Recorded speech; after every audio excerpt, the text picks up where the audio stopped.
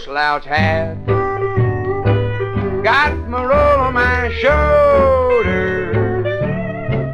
I'm as free as a breeze, and I'll do as I please, just a bumming around. Got a million friends, don't feel any older. I got nothing to lose, not even the blues, just a bumming around. Whenever worries start to bothering me, I grab my coat, my old slouch hat, hit the trail again. You see, I've got an old slouch hat, got my roll on my shoulder. I'm as free as a breeze, and I'll do as I please, just a bumming around.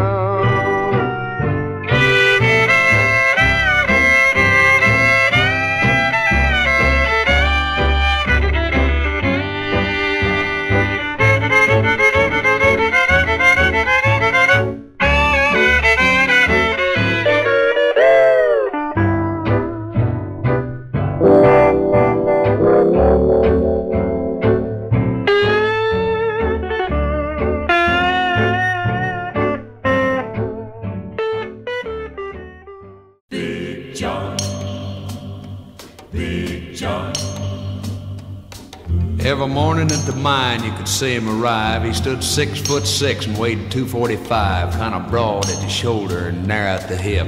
And everybody knew you didn't give no lip to Big John. Big John, Big John, Big Bad John, Big John.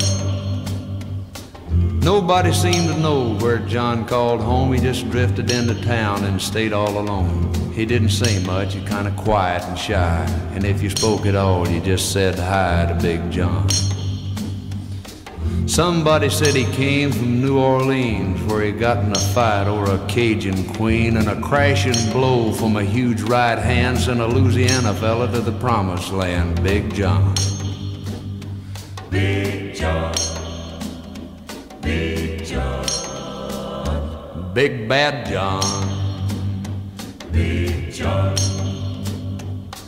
Then came the day at the bottom of the mine when a timber cracked and men started crying. Miners were praying and hearts beat fast, and everybody thought that they'd breathed their last except John. Through the dust and the smoke of this man-made hell walked a giant of a man that the miners knew well, grabbed a sagging timber and gave out with a groan, and like a giant oak tree just stood there alone. Big John, Big John, Big John, Big Bad John, Big John. And with all of his strength he gave a mighty shove. Then a miner yelled out, "There's a light up above," and 20 men scrambled from a would-be grave. And now there's only one left down there to save Big John. With jacks and timbers they started back down. Then came that rumble way down in the ground, and as smoke and gas belched out of that mine, everybody knew it was the end of the line for Big John. Big John, Big John.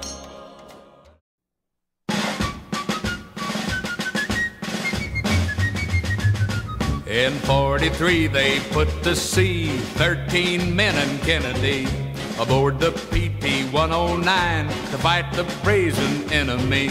And off the Isle of Olasana in the strait beyond Nauru, a Jap destroyer in the night cut the 109 in two. Smoke and fire upon the sea, everywhere they looked was the enemy. The heathen gods of old Japan, yeah, they thought they had the best of a mighty good man.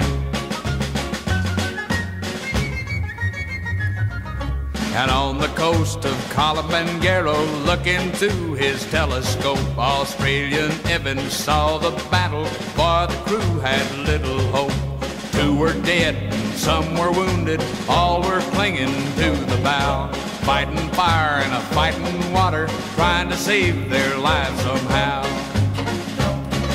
Smoke and fire upon the sea, everywhere they looked was the enemy. The heathen gods of old Japan, yeah, they thought they had the best of a mighty good man.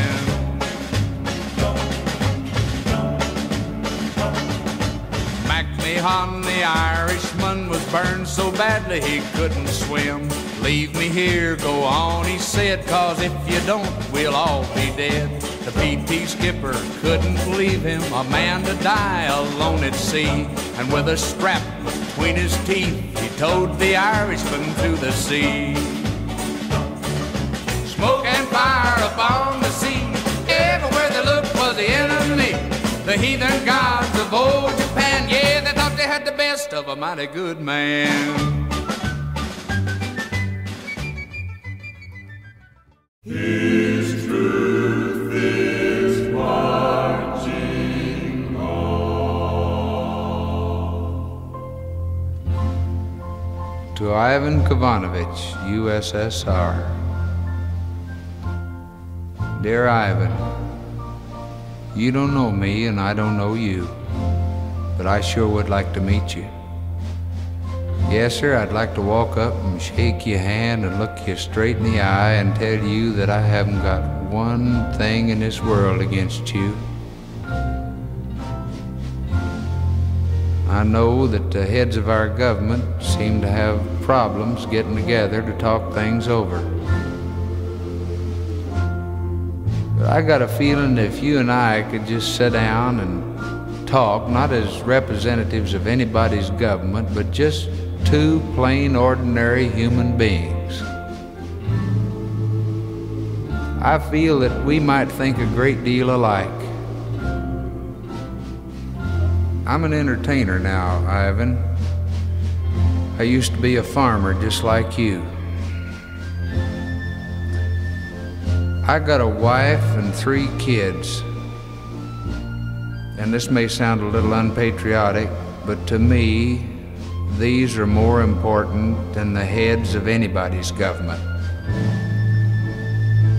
A few years back, you and I both left the farm and we put on a uniform. And we were on the same side of the fence, you and me, Ivan. And you know, I can't help but believe that we're still on the same side of the fence, that we would both like to see a world united in peace. I'll tell you something, Ivan. I love my land very much. Oh, we got some of the prettiest mountains and trees and rivers and valleys that you've ever laid eyes on. And I'm sure that you feel the same way about your country. And I know that neither one of us would like to see the face of our countries blackened by the hot breath of anybody's bomb. You know, they tell me that over there you don't believe in a God. But though I've never met you, I can't help but believe that a man who stood on a crisp fall morning and watched the sun rise over his farmland, or he's planted a small grain of corn and seen it grow out of the fertile soil, or better than that, Ivan, held your own baby in your arms.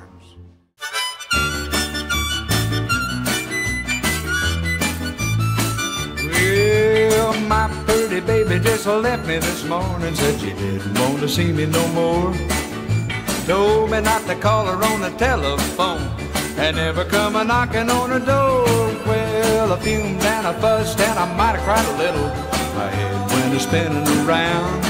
But with a little bit of luck and a little black book, we'll have another before the sun goes down. What my baby didn't know was the same thing happened not once but a half a dozen times. And she didn't realize it with a telephone call, I'd have another fickle chicken on the line. But every time I leave, I do my best to play the part of the lovesick, heartbroken clown. But with a little bit of luck and my little black book, I'll have another before the sun goes down.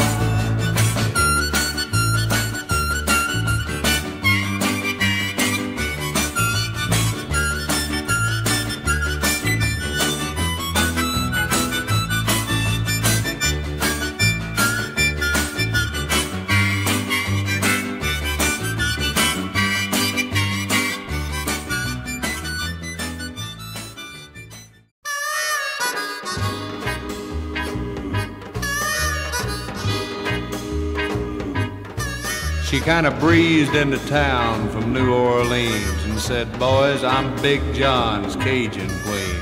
I didn't come here to argue or waste anybody's time. I just come to get my man from your dirty old mind, 'cause he moves me." Now where you give up's where old Queenie's gonna start, 'cause I got a powerful love in my heart. So just show me the hole way down in the ground and tell the whole wide world Big John's been found. And he's living. So down in the mine without a sign of a light, old Queenie went a-looking for John that night. She found him there at the bottom of the pit and placed a red-hot kiss on his cold blue lips. He started breathing.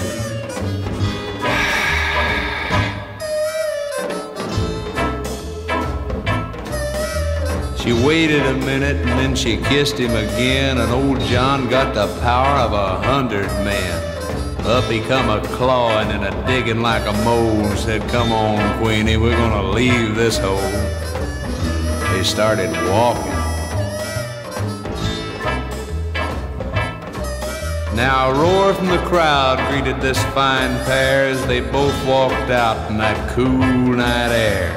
And up for silence went Big John's hand, and the Queen said, "I told you I'd get my man, 'cause he moves me."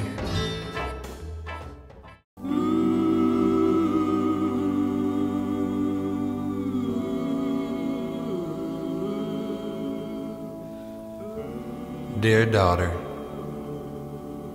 I tiptoed in your room tonight, and I looked down at you smiling in your sleep.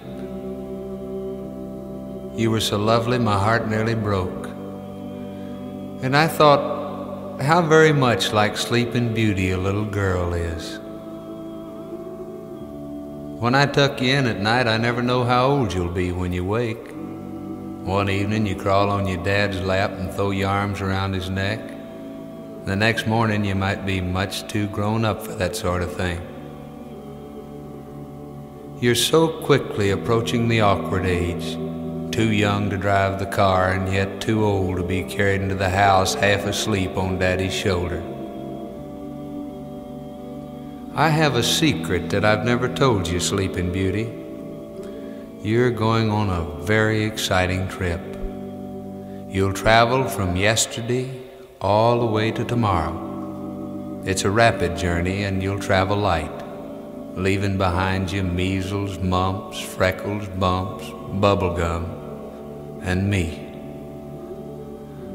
I promise not to feel too hurt when you discover that the world is more important than your daddy's lap. Yesterday you were blue-jeaned and pigtail, the neighborhood's best tree climber. Tomorrow you'll be blue organdy and ponytailed, and you'll view the world from a loftier perch, a pair of high-heeled shoes. Yesterday you could mend a doll's broken leg with a hug. Tomorrow you'll be able to break a young man's heart with a kiss. Yesterday you could get lost one aisle away from me in a supermarket.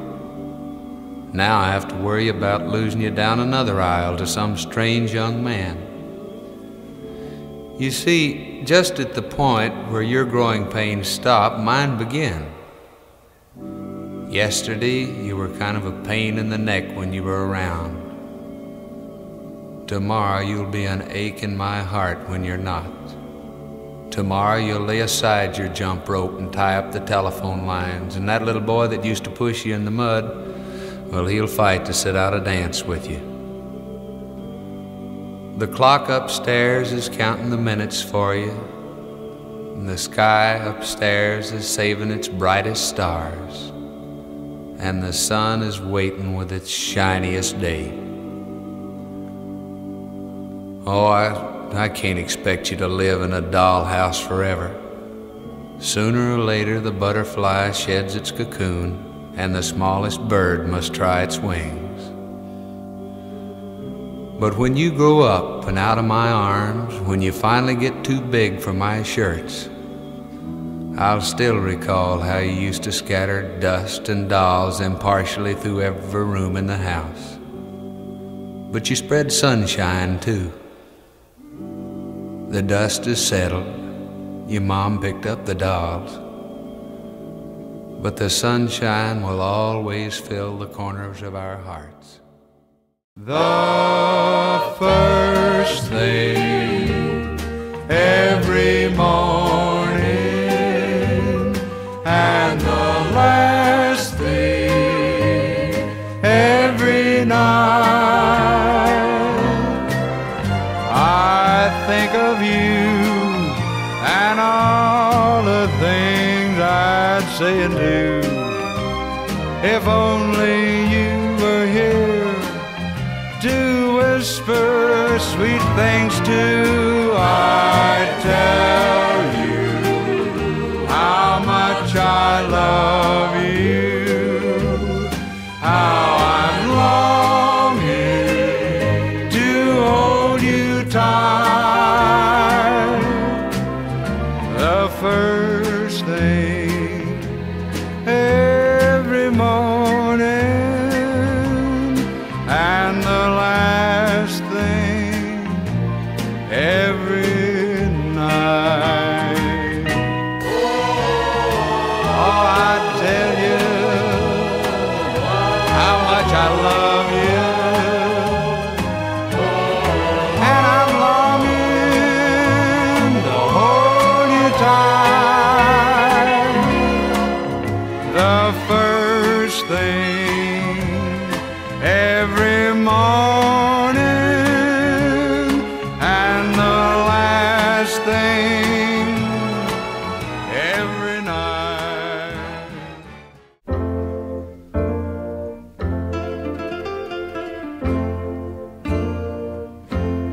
Stand beside me, stand beside me. You're the only one who ever made me care. I can't stand to think that I might be alone, not alone again, not the way it was back then, before you walked into my heart and told me we would never part. So stand beside me, don't ever let me be alone again. Stand beside me, stand beside me, for if I should lose you, I just couldn't get any worse. Stand beside me, stand beside me. You're the only one who ever made me care. There'll be times when everything goes wrong, but darling, I won't care if I know you're standing there. No matter what we have to do, together we can see it through. So stand beside me, and I'll be standing right there next to you.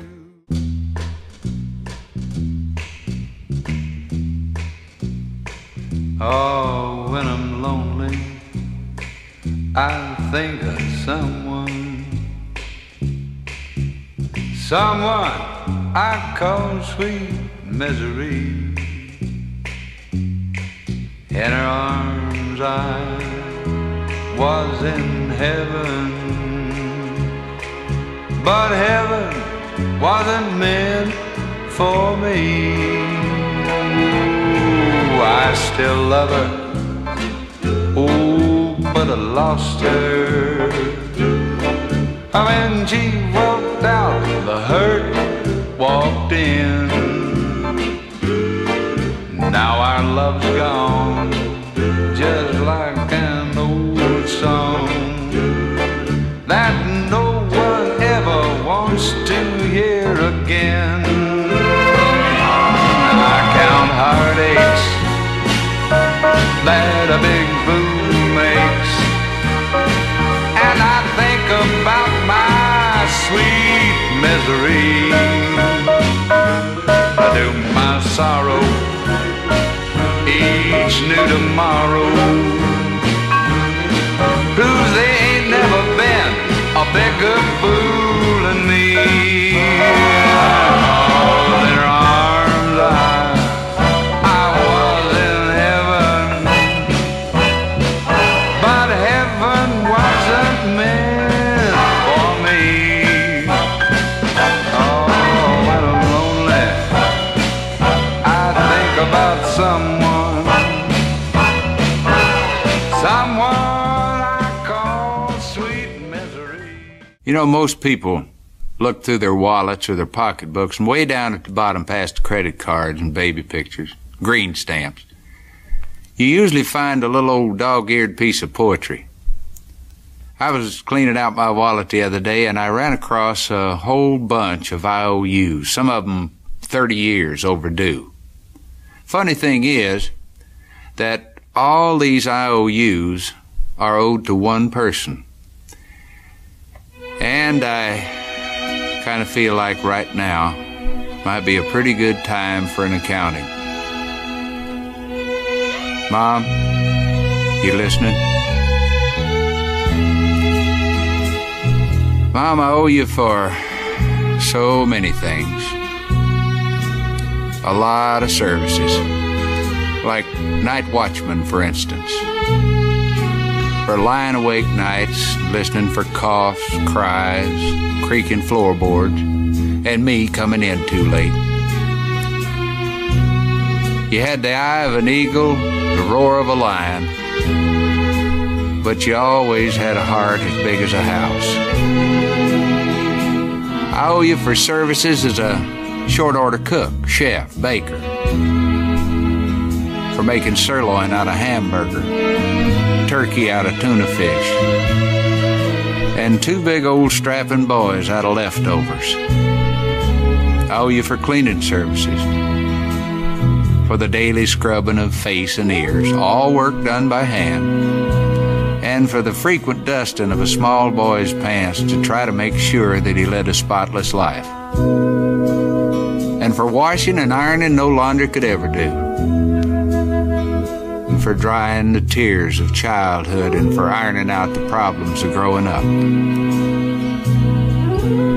I owe you for service as a bodyguard, for protecting me from the terrors of thunderstorms and nightmares and too many green apples. And Lord knows I owe you for medical attention, for nursing me through measles, mumps, bruises, bumps, splinters, and spring fever. And let's not forget medical advice either. Oh no, important things like don't scratch it or it won't get well. Or if you cross your eyes, they're going to stick like that. And probably most important of all was be sure you got on clean underwear, boy, in case you're in an accident. And I owe you for veterinarian services, for feeding every lost dog that I dragged home at the end of a rope, and for healing the pains of puppy love.